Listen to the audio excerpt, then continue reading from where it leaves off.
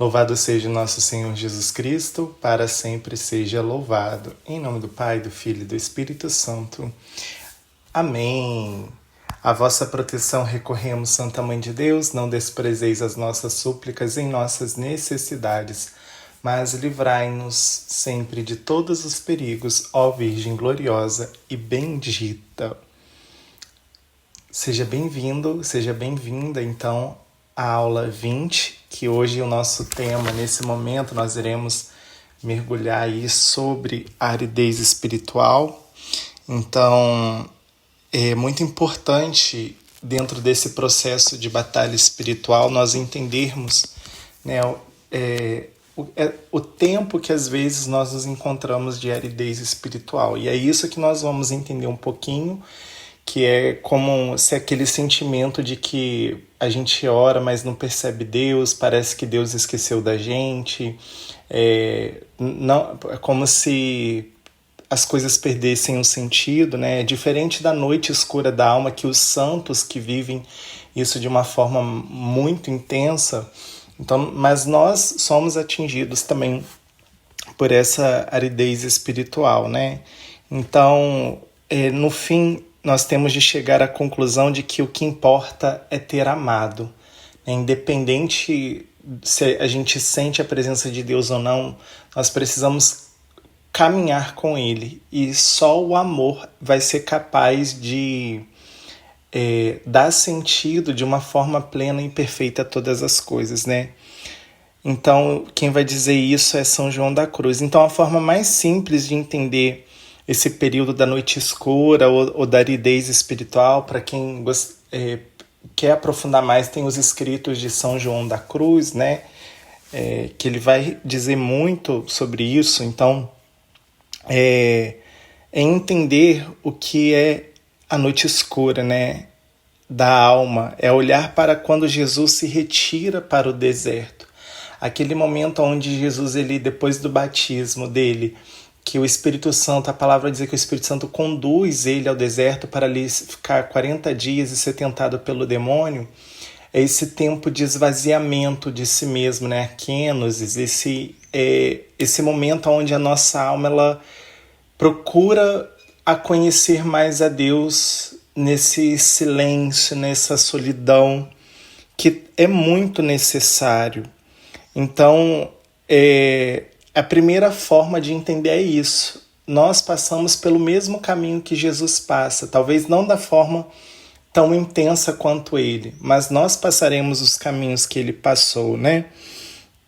A segunda forma, o segundo exemplo, é olhar para a Quinta-feira Santa, quando Jesus ele vai para o Monte das Oliveiras.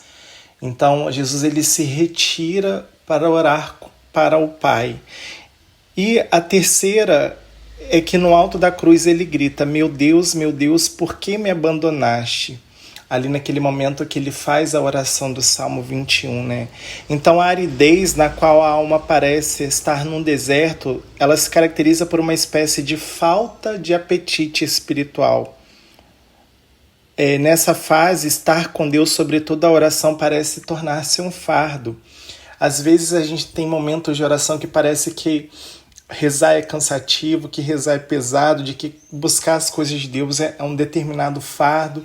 E por mais que você saiba que você precisa daquilo, por mais que você entenda que você precisa ser abastecido daquilo, mas parece que as coisas de Deus se tornam um fardo. Mas não porque você quer que seja um fardo, não que você busque isso, mas por alguma razão parece que tudo fica pesado. Então a aridez do espírito ela nada tem a ver com a chamada noite escura de alma, são duas coisas diferentes. Oriunda do pensamento de São João da Cruz, que se constitui numa purificação passiva da alma perpetrada por Deus e endereçada às almas que estão mais avançadas espiritualmente, e é algo incomum. A aridez espiritual é uma coisa e noite escura da alma é outra, são para as almas que estão mais entregues a Deus, né? Isso se dá mais com os santos, né, da igreja. Então, para os demais participantes na vida espiritual, por assim dizer, o que ocorre da aridez o que ocorre para nós que somos mero mortais, digamos assim, é uma aridez espiritual, não uma noite escura da alma, né? Porque a noite escura da alma ela é algo mais intenso ali, a alma ela precisa estar muito unida com o Senhor. Então, como lidar com isso, né? Quais que são as causas? Então, a aridez espiritual ela pode primeiro ter causa física, constituído de corpo e mente. O homem terá uma vida espiritual melhor se a sua mente e o seu corpo estiverem bem. Mentes sãs, por exemplo, né? Mens sana in corpore sano. Não se fala aqui só em doença, mas também do estresse, do ativismo. Então, quando nós entramos num período de ativismo ou de uma rotina muito pesada, as coisas espirituais parecem se tornar um fardo. Mas não é que você está longe de Deus, mas é que parece que as coisas de Deus se tornam esse fardo pesado, né? Então, por exemplo, se o problema for físico, o remédio também será físico, ou seja, é preciso retirar as causas, talvez cuidando da doença, talvez reduzindo o ritmo de vida, você desacelerar um pouquinho das atividades, descansar um pouquinho mais, porque às vezes você está numa rotina tão grande e aí você não tem tempo para rezar, e quando você tem tanto tempo você tem que descansar, e às vezes é necessário você descansar. Às vezes o corpo ele está gritando. Então é preciso ter esse momento, né? Porque se dá dessa forma do corpo e a mente, né, ajudarem nesse processo de aridez espiritual, aquilo que é físico, pelo físico você se resolve. Então, por exemplo, descansando um pouco mais, pois é muito difícil crescer na vida espiritual quando o corpo está cansado. Ele está indo num sentido contrário. Então, se o seu corpo está cansado, você precisa descansar, para você ter força também para continuar a sua vida espiritual. A segunda causa da aridez espiritual pode ser psíquica, ou seja, a própria pessoa, quando não se dá devida importância, por exemplo, à vida de santidade, sendo condescendente com o pecado veniais e apegando-se aos pequenos prazeres.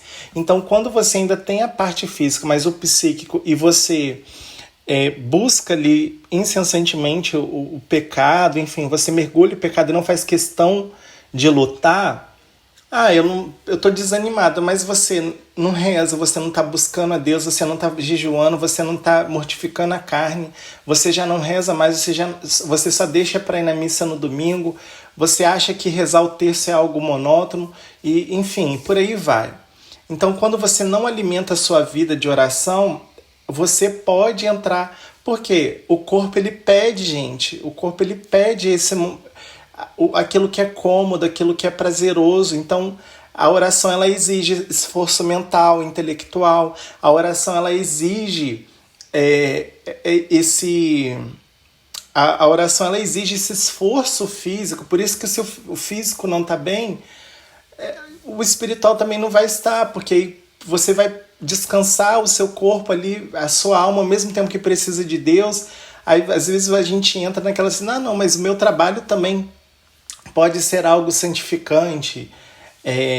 Então, a gente acaba unindo ali, né, o cansaço físico com a falta de oração e entra, né, nessa autodestruição espiritual. Então, para esses momentos, o que vai sustentar a vida de oração é a constância. Você tem que rezar, não é porque você gosta, não é porque é legal, você tem que rezar porque você precisa rezar. E aí, se você construir uma vida disciplinada de oração, mesmo que seja ali lendo a Bíblia, meditando por 5 minutos, mas a disciplina ela vai evitar um pouco disso, entendeu? Porque desculpa para rezar é muito fácil. Eu tenho um monte de coisa, só que se você só levar a sua vida no natural, como que vai andar a sua vida espiritual? Então, assim, todos nós é que fazemos o nosso tempo, porque se você tem 2 minutos, nem que seja ali, eu vou tirar 5 minutos para debaixo do chuveiro, naqueles 5 minutos debaixo do chuveiro você pode fazer seu momento de oração. Mas às vezes o Senhor ele exige de nós um pouquinho mais, da gente realmente parar de tudo, gente, nem que seja por 1 minuto. Você precisa ter esses momentos disciplinados, porque todo mundo tem 5 minutinhos para Deus. Isso não é desculpa, mas eu tô com a agenda lotada. Se a sua primícia não for o Senhor, você está vivendo errado. Se você já começa o seu dia longe de Deus, você já está vivendo errado. A primeira coisa antes de você pegar as notícias que estão rolando nas redes sociais, enfim, por aí vai, antes de responder urgências de trabalho, a sua primeira conexão tem que ser com Deus. Por exemplo, eu ultimamente, o que eu tenho feito? Antes de eu levantar na cama, eu já rezo um Veni Creator, vem Espírito Santo, enchei os corações dos vossos fiéis, porque já para eu ter força até para levantar da cama, porque tem um dia que o nosso corpo pede cama, tem vezes que o nosso corpo pede o descanso, e se a gente não contar com a graça do Espírito Santo, dificilmente a gente vai conseguir sair, né, dessa... Se a gente não pedir a graça dele, dificilmente a gente vai sair dessa letargia espiritual que às vezes nos acarretam. Então o apego, por exemplo, do mundo espiritual, os prazeres, a uma vida carnal, até mesmo da própria fé, e uma relação superficial com Deus, podem causar também aridez espiritual. Se você só reza para Deus de qualquer jeito, sem buscar contemplação. Santa Teresa d'Ávila, ela vai ensinar o caminho da oração, que... nós, no caminho da oração, a gente precisa ali deixar o Senhor cuidar de nós, mas de uma forma de bens materiais. Sobre o trabalho, a gente vai ter outro momento para se preocupar. Com a oração, a gente se trata de coisas mais importantes. Então, Senhor, eu estou aqui para te adorar, Senhor, Tu és o centro da minha vida, eu não quero te perder. Você pede ao Espírito Santo para Ele iluminando como você rezar. E qual que é a melhor forma da gente ter um exemplo de como que se reza a Deus? A própria oração do Pai Nosso. Você pode pegar uma frase do Pai Nosso ali e você desmembrar a sua oração pessoal. Ou então você pega algum texto bíblico, algum salmo. Salmos são orações perfeitas, né? A própria ação de Jesus nos evangelhos, você pode pegar e fazer dali a sua oração em cima daquele texto. Então a Bíblia, ela nos ensina as formas boas, né, e certas e perfeitas da vida de oração. E o Pai Nosso, ele é o resumo de como nós nos aproximamos de Deus, né? Então, no mundo espiritual, material, a gente vive essa visão carnal, e quando a gente cede demais aos apetites carnais, facilmente a gente irá cair, né, nessa aridez. A frouxidão também espiritual é uma espécie de preguiça espiritual que leva a pessoa à mornidão, a falta de ardor no servir a Deus. Então hoje o que está acontecendo muito é essa frouxidão espiritual. As pessoas querem muito de Deus e querem rezar de todas as formas, né? E hoje em dia, graças a Deus, crescendo aí os movimentos católicos dentro da nossa nação brasileira, Frei Gilson, Instituto Hesed, os grupos de oração. Mas se você não cultiva o ardor missionário, facilmente você vai morrer. Porque chega um ponto da nossa vida espiritual que o próprio Espírito Santo na nossa vida, ele nos empurra para a missão. E aí algumas coisas na sua vida, por exemplo, pode fazer com que você murche na espiritualidade porque você não está experimentando a alegria do servir. Ah, mas eu não sei fazer nada. Se você respira, se você sabe falar, se você pode mover o braço, se você pode andar, ou se você tem alguma limitação, mas se você sabe pensar, você já pode sim ser de alguma forma instrumento na mão de Deus, nem que seja orando, intercedendo por alguém. Mas você precisa ir até o encontro das pessoas, você precisa chegar a seguir ao Senhor, porque ali na missão, no ID, você vai sendo completado pela graça de Deus e você vai encontrando sentido e propósito na sua existência, independente daquilo que você já faz na sua vida, porque a sua felicidade depende em seguir ao Senhor.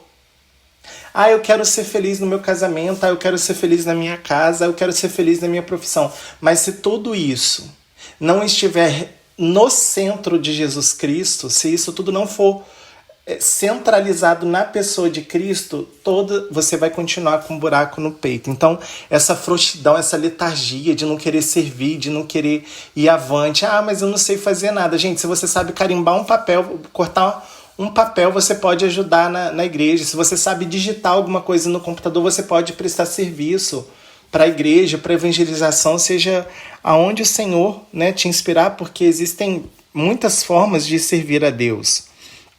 Então, o remédio é colocar mais generosidade no serviço ao Senhor. E a terceira causa da aridez espiritual pode ser proveniente de Deus ou do diabo. Diante da aridez espiritual, a primeira atitude deve ser a resignação, aceitando a falta de consolação e entendendo que se trata de uma maneira de servir melhor a Deus e procurando auferir dela um fruto. Então, pode ser que o inimigo também esteja te colocando algo, você esteja passando por um momento de tentação por permissão divina, mas pode ser também que Deus te conduziu, e quem vai nos ensinar isso é Santa Faustina no diário, que ela vai falar que às vezes Deus coloca algumas almas num sofrimento tão grande, sem consolação, que nem diretor espiritual, nem padre, nem nada, nem ninguém, nem oração nenhuma é capaz de tirar aquela alma daquele sofrimento interior, se não for o próprio Deus. Então existe, né, também a questão da permissão divina. Por quê? Porque na sua decisão de crer sem sentir, você está sendo provado como ouro. E aí a sua fé vai ter mérito, porque você não precisa nem ver nem sentir para acreditar, porque você acredita na razão, né? Então, assim, isso é muito bom, porque é o esforço que a sua alma vai fazer para acreditar sem ter visto. E aí vem Jesus com a bem-aventurança. Bem-aventurados os que creram, né, sem ter visto. Então nós fazemos parte disso também, porque nós acreditamos em Cristo sem ver Ele em forma humana. Nós vemos na Eucaristia, no mistério do pão escondido ali. Mas, humanamente, nós acreditamos, e isso já é um motivo de bem-aventurança, né? Por essa fé que Ele mesmo nos sustenta. A segunda atitude para esses momentos é a humilhação diante de Deus. Por que acontece? É para reconhecer a grandeza de Deus e a nossa pequenez. Para dizer, como São João Batista disse, né? Que Ele cresça e eu diminua. E aí a gente pode mergulhar dentro do Salmo 50. Diante de mim está sempre o meu pecado, só contra vós pequei, o que é mal pratiquei diante dos vossos olhos. Vossa sentença sim se manifesta justa e reto o vosso julgamento. Né? Purificai-me, Senhor, como um ramo de isopo, e minha alma será mais branca do que a neve. Ainda que os meus pecados forem vermelhos como escarlate, se tornarão brancos como a neve. Olha a esperança que existe nesse salmo, mas o reconhecimento da nossa miséria, porque Deus, ele resiste aos soberbos. Então nós precisamos, porque nós nos humilhando, a gente glorifica o nome do Senhor e Ele exalta o humilhado. A terceira postura é de ser a união, né? Deve ser a nossa união com Jesus no Horto das Oliveiras. Então, você se humilha e você vai de encontro ao Senhor no Horto das Oliveiras. E lá você faz o seu momento de contemplação, de interiorização, porque naquele momento também, meditando a paixão do Senhor, existe um mérito espiritual muito grande. Santo Inácio de Loyola, em seus exercícios espirituais, ele ensina que o remédio para a aridez é a generosidade e que na prática significa aumentar o tempo de oração, o tempo dedicado às coisas do Senhor. Quer ter mais sentido na sua vida? Passa a dedicar mais tempo para as coisas de Deus, meditando, visitando quem precisa, fazendo bem, se doando de alguma forma. E você vai ver que isso vai combater a aridez espiritual, né? Você só vai viver a aridez espiritual digamos assim, prolongada. Às vezes Deus até tirou já a sua aridez, mas você se coloca quando você não decide servir ao Senhor. Então, é uma forma de você lidar com isso para sair desse sofrimento interior. Então, por exemplo, alguns pecados na alma também são fonte de tibieza e letargia espiritual. Quanto mais uma alma ela vai pecando, ela vai entrando nessa letargia, porque o nosso corpo ele é inclinado, por conta da inclinação do pecado original, nós somos inclinados a ficar no mal. Então, buscar mais o Deus das consolações do que as consolações de Deus. A gente tem que buscar o Senhor. Se Ele vai dar consolação ou não, não importa. Isso não significa que você não tem fé. Isso não significa também que Deus não te ama. Deus, Ele quer elevar a sua alma a um nível de maturidade muito grande. Mas você precisa buscar o Deus da consolação e não as consolações de Deus. São João da Cruz, o místico que tanto experimentou o que chamou de noite escura da fé, afirmou que o progresso da pessoa é maior quando ela caminha às escuras sem saber. Eu tô acreditando, mas eu não sei por onde a minha vida tá indo, mas eu tô caminhando. E é dessa forma. Porque às vezes a gente começa a nossa vida de um jeito, mas o Senhor vai nos conduzindo por outros caminhos, e às vezes pelo caminho dele, e a gente não sabe como vai se dar. E aí São João da Cruz, ele vai dizer isso. Então, filho meu, não desprezes a correção do Senhor, não desanimes quando repreendido por ele, pois o Senhor corrige a quem ama e castiga todo aquele que reconhece por seu filho. Vai estar em Provérbios 3:11. Então, estáis sendo provados para a vossa correção. É Deus que vos trata como filhos. Ora, qual é o filho a quem seu pai não corrige? Mas se permaneceis sem correção, que é comum a todos, sereis bastardo e não filhos legítimos. Aliás, temos na terra nossos pais que nos corrigem, no entanto, os olhamos com respeito. Quanto mais razão nos havemos de submeter ao Pai de nossas almas, o qual nos dará a vida. Os primeiros nos educaram para pouco tempo, segundo a sua própria conveniência, ao passo que este o fez para o nosso bem, para nos comunicar a sua santidade. Está em Hebreus, no capítulo 12, de 5 a 10. Então o esposo há de voltar logo. O esposo Jesus, em breve vai raiar a aurora e os fantasmas vão sumir. Em breve o Senhor, ele chega para nos socorrer e todos os fantasmas da nossa aridez espiritual irão desaparecer.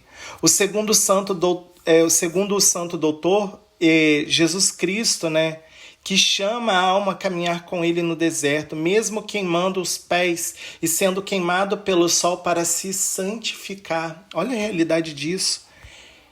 É o que está acontecendo. Não se assuste. Não se preocupe, porque o gosto de rezar sumiu e se tornou um sacrifício penoso. Fé não é sentimento, muito menos sentimentalismo. Fé é adesão com a mente a Deus, às suas verdades e às suas determinações. Não se preocupe em estar ou não estando sentindo fé na devoção. Apenas viva, vá à missa, ao grupo de oração, ao terço, com ou sem vontade, com ou sem gosto, sem sentimento, mesmo assim caminhe. Então assim temos mais méritos diante de Deus. Nessa situação talvez você precise de um diretor espiritual, especialmente na confissão, para uma boa orientação. Então você vai, você se entrega.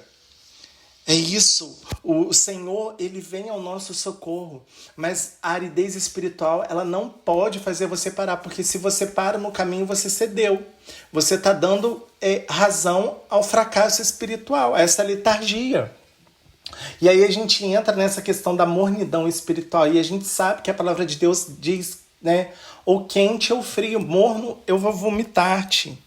E Santa Faustina, no diário, no parágrafo 96, 98, vai dizer: Deus se esconde da alma. A alma não encontra conforto nas criaturas e nenhuma criatura consegue consolá-la.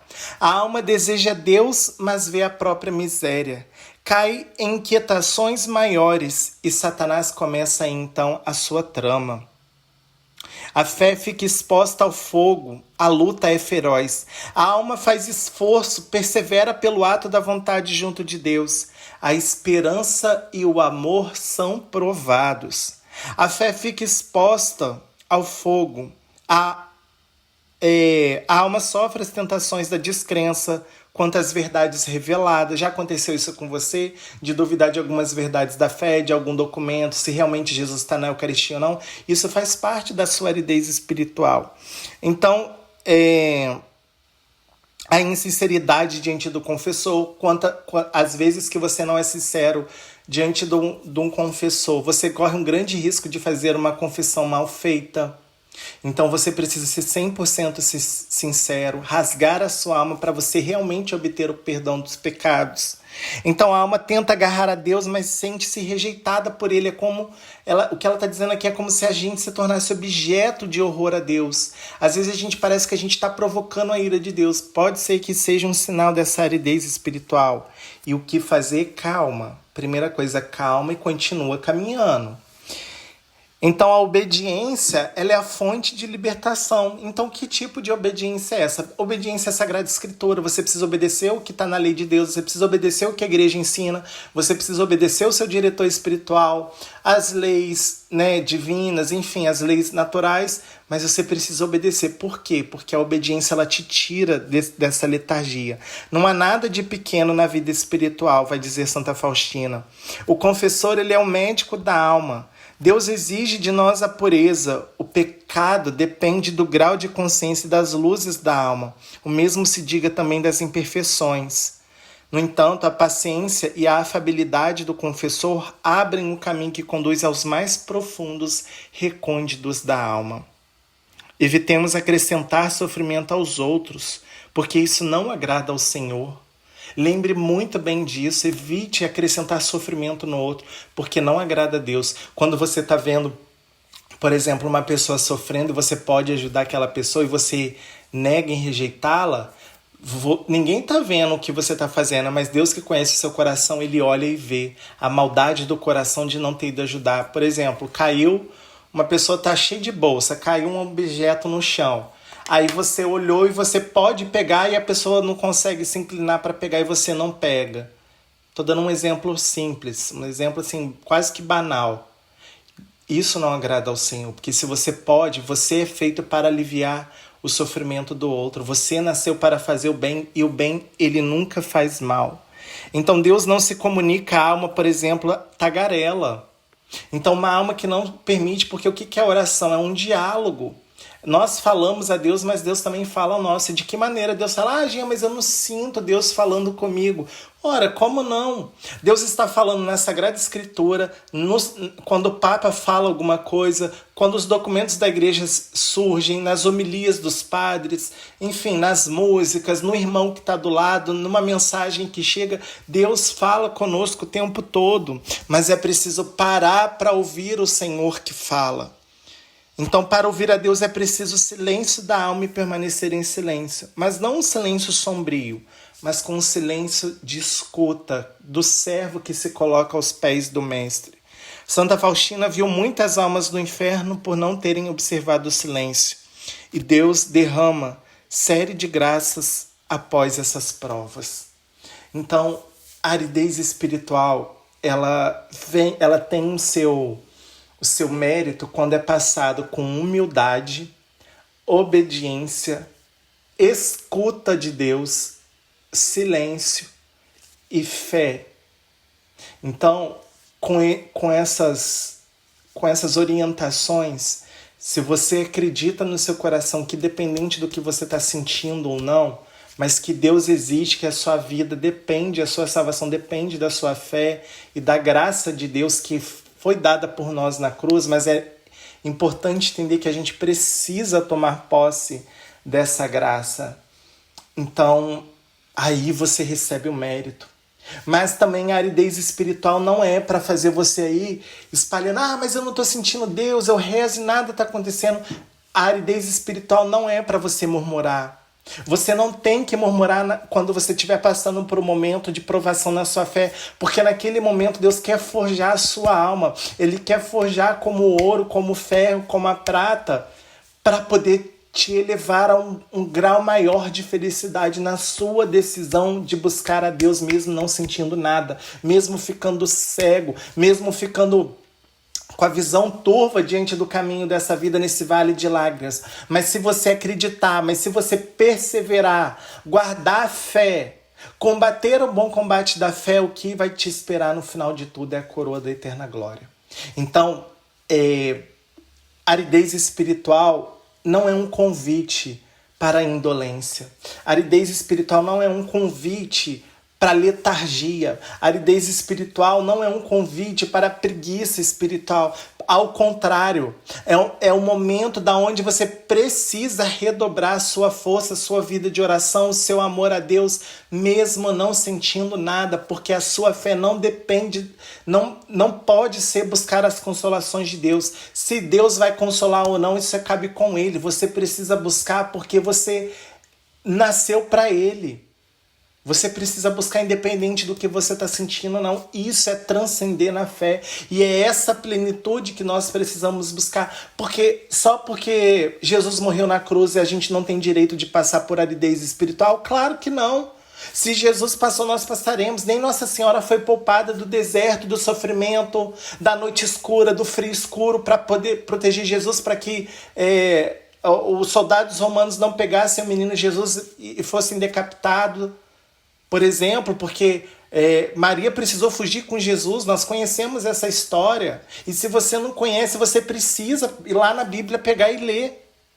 Vai conhecer a história da Virgem Maria, vai conhecer a história do Senhor, e você vai entender que foi cercado de sofrimento e conosco não vai ser diferente. São José teve o seu deserto espiritual também.